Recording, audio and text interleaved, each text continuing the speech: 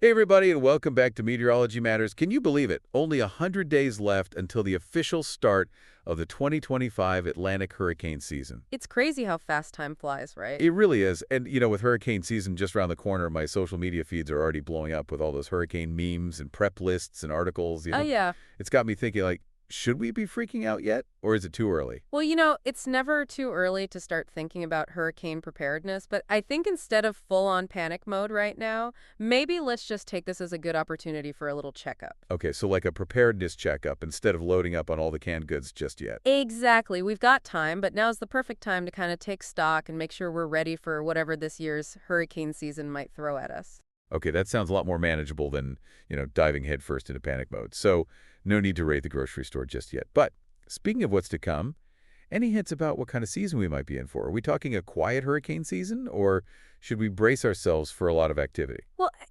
predicting hurricane season intensity this far out is kind of like trying to predict the weather months in advance. There are some clues we can look at, but it's not an exact science. Right. So right now we're in what we call a neutral ENSO phase. And so, Right, that means that neither El Niño nor La Niña are really influencing the weather patterns at the moment. And historically speaking, neutral years have produced a real mix, some quiet seasons, some very active. So it's a bit of a toss-up at this point. so basically it's a wait and see kind of situation. Exactly. We kind of got to see how things develop. But there are a couple of interesting factors at play this year. One thing is the Gulf waters are unusually warm right now. Really? Yeah, and that extra heat, well, it can really fuel storm development, so that's something to keep an eye on. But on the other hand, we've also had some pretty strong cold fronts and Arctic air pushing down, which could cool things down. So it's a fascinating meteorological balancing act that's happening right now. It sounds like a lot of factors to keep track of. It really I'll is. definitely be checking for those updates as we get closer to June. I used to think hurricane preparedness was only something folks living right on the coast had to worry about.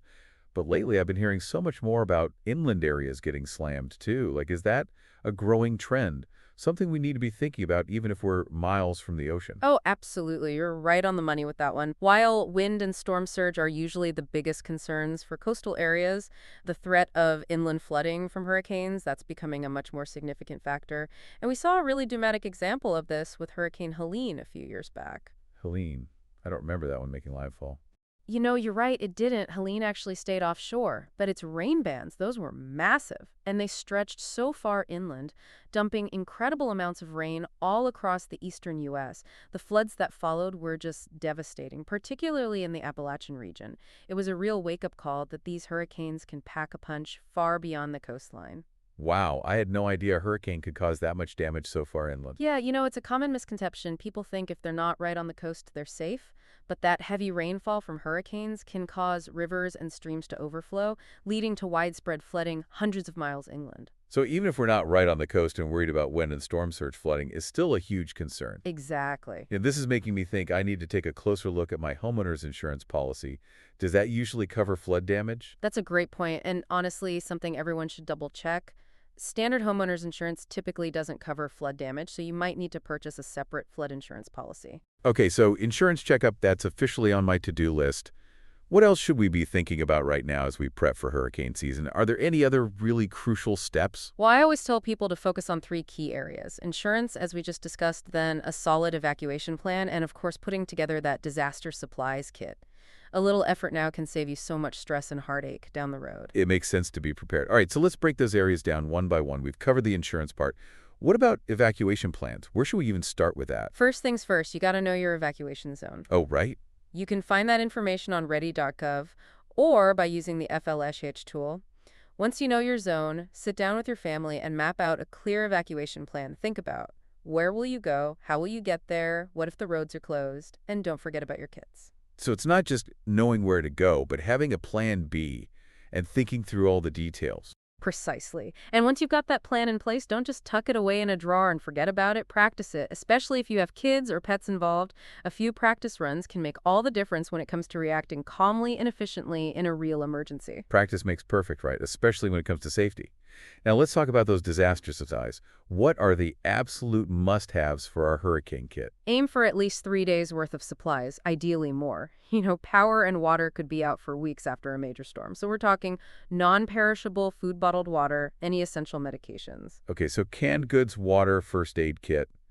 Got it. What else tends to slip people's minds? Oh, things like cache, a battery-powered or hand-crank weather radio flashlights with extra batteries, and, oh, a manual can opener. You don't want to be stuck with a can of soup and no way to open it. And, of course, don't forget about your furry family members. Make sure you have enough food, water, and medications for them, too. Those are great reminders. While I was scrolling through all those hurricane prep posts, I came across one suggesting that we should document our possessions before hurricane season. Oh, yeah. Like take photos of everything, note serial numbers, that sort of thing. It seemed a little excessive. Is there really any benefit to doing that? It might seem like overkill, but trust me, it can be a lifesaver if you need to file insurance claims after a storm. Having that detailed inventory of your belongings, especially with photos and serial numbers, it can make the claims process so much smoother and way less stressful. So documenting everything it is that, okay, so we've covered insurance evacuation plans and disaster supplies. That's a lot to think about. But I'm already starting to feel a little more prepared just talking about it. That's great to hear. Is there anything else we should be doing right now to get ready for hurricane season? Well, this might seem obvious, but I'd strongly advise against planning any big trips to the Caribbean or, the Mexican Riviera during peak hurricane season. You're telling me. I had a friend who booked a dream trip to Cancun a few years back, right smack in the middle of hurricane season. And let's just say it was more hunkering down in a shelter than margaritas by the pool. Oh, no. Not exactly the relaxing getaway they had in mind. Yeah, I can imagine. All right, so no tropical vacations during hurricane season. Got it. Exactly. And remember, hurricane preparedness doesn't have to be overwhelming. Start small, tackle one task at a time, and you'll be amazed at how prepared you feel by the time June 1st rolls around. You're right. Small steps now can make a world of difference later. Absolutely. And speaking of taking small steps, don't forget to follow meteorologist Rob Jones on Instagram, meteorologist, on TikTok, TV meteorologist, and on YouTube, follow Rob Jones Hurricane, where you can also find the Meteorology Matters podcast playlist. Great advice. He shares some really helpful insights and updates throughout the year. He does a great job. Well, that wraps up part 1 of our Meteorology Matters Hurricane Preparedness Special. Stay tuned for part 2, where we'll dive into some unexpected hurricane prep tips and answer your burning questions. Welcome back to Meteorology Matters. So glad you're sticking with us for part 2 of our Hurricane Preparedness Special. In the last segment, we talked about insurance evacuation plans, disaster supply kits, all those essential hurricane prep steps. The basics. Right. But it turns out there's a whole other level of preparedness that I hadn't even considered. Like some really clever and unexpected tips. Oh, yeah, there's some good ones out there. Like, for example, I saw this tip about filling your bathtub with water before a hurricane hits. And at first I was like, why on earth would I do that? But then I thought about it. It's actually a really practical idea if the water supply gets disrupted, which can definitely happen after a hurricane. You've got a bathtub full of water ready to go. You can use it for flushing toilets, washing dishes, even basic hygiene. It's not for drinking, obviously. Right, not for drinking, but for those other necessities. Super helpful.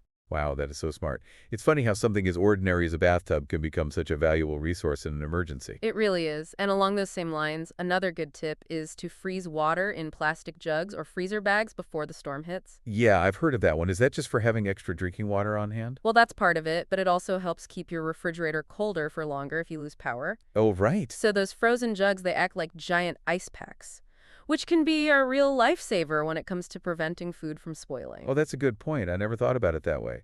So we've got our bathtub full, our freezer packed with ice. What other unexpected hurricane prep wisdom can you share? One that often gets overlooked is fuel. Make sure your car has a full tank of gas well before a storm is predicted. Gas stations, they might close or run out of fuel very quickly during an emergency. And you don't want to be stranded with an empty tank if you need to evacuate or if there are emergencies in your area. Oh, that's such a good reminder. It's easy to focus on stocking up on food and water, but we need to be able to get around too. For sure. Speaking of getting around, what about communication?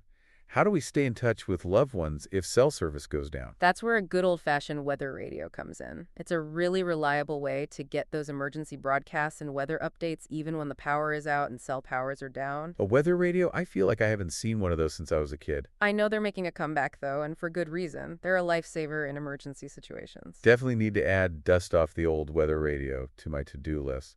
We've talked a lot about the practical side of things, but what about the mental and emotional aspects of facing a hurricane? It's got to be pretty stressful. Absolutely. Hurricanes are powerful forces of nature. It's completely normal to feel anxious or overwhelmed. One of the best ways to cope with that stress, honestly, is to be prepared. Knowing you've taken those steps to protect yourself and your loved ones can give you a sense of control and really help reduce anxiety. So being prepared isn't just about physical safety. It's about mental and emotional well-being, too. It's all connected. Are there any other emotional preparedness tips you can share? One thing I've learned over the years is the power of perspective.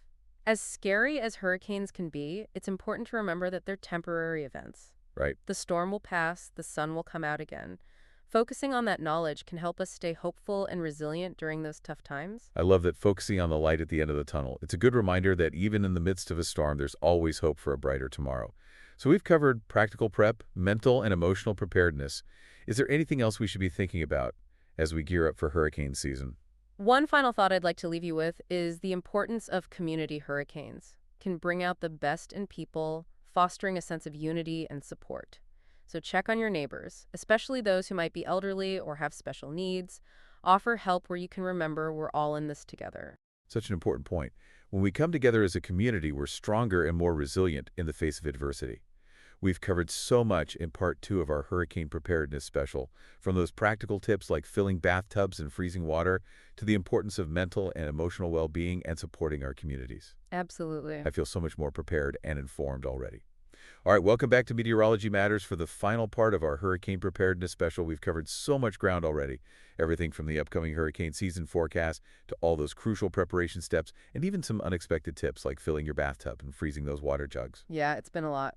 But now it's time to tackle some of your questions. We received so many good ones from our listeners, and I'm excited to dive in and share some insights. Me too. It's always so helpful to hear what's on everyone's minds. All right, let's get started. The first question comes from Sarah in Tampa, Florida.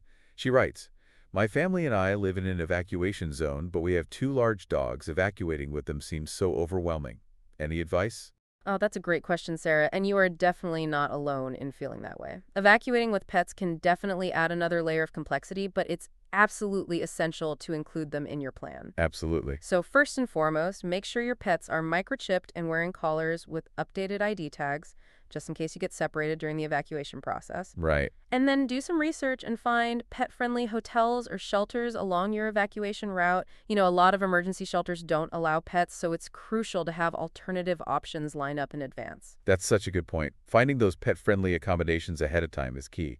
Now, what about packing for our furry friends? What are some must-haves for their hurricane go-bag? Oh, just like us, pets need their essentials too. So pack at least a week's worth of food and water bowls, medications, and copies of their vaccination records. Okay. It's also a good idea to pack any comfort items like a favorite toy or a blanket that might help reduce their stress during the evacuation.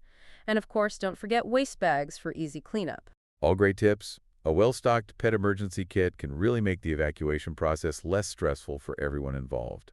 Okay, our next question comes from John in Charleston, South Carolina. He asks, "I live in a historic home that isn't as wind-resistant as newer buildings. What extra precautions should I take to protect my property?" That's a really important question, John, especially for those living in older homes that maybe weren't built to withstand today's hurricane force winds. Right, So if your home has storm shutters, make sure they're in good working order and that you know how to install them properly. right. And if you don't have shutters, you might consider boarding up your windows with plywood. Just make sure it's a snug fit to prevent shattering. Good idea. Also, trimming any dead or weak branches from trees near your house. That's a good preventative measure to reduce the risk of them falling and causing damage during a storm. Yeah, trimming trees and reinforcing those windows, those are great tips. It's amazing how much damage a single falling branch can cause. You're telling me. Okay, and our final question comes from Maria in Miami, Florida. She writes, "We're new to Florida and have never experienced a hurricane before. What advice do you have for first-timers?" Welcome to Florida, Maria. It's great to have you here, but definitely important to be prepared for hurricane season, especially as a newcomer. I agree. My biggest piece of advice for first-timers is to take those hurricane warnings seriously. When officials issue an evacuation order, don't hesitate, leave early, and head to a safe location. Yeah, it's always better to err on the side of caution. For sure. And Maria, remember all those tips we've discussed today. Get that insurance in order, create an evacuation plan, pack a disaster kit, stay informed, and don't be afraid to reach out to your neighbors for support. They've probably been through this before and can offer some great advice. Yeah, we're all in this together, right? By supporting each other and sharing information, we can create a much more resilient and prepared community. Couldn't have said it better myself. Well, that wraps up our hurricane preparedness Q&A, and it brings our Meteorology Matters special to a close.